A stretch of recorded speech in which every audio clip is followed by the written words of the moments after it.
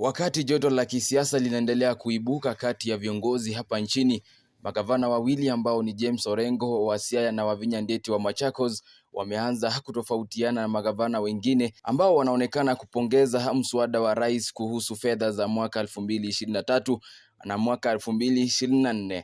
Katika kikao kilichofanyika katika makao ya naibu rais Rigathi Gachagua huko Karen, wawili hao waliweza kuonekana kutofurahishwa na mazungumzo yaliyokuwa yakiendelea. Je, wewe unapinga au kukubali mswada?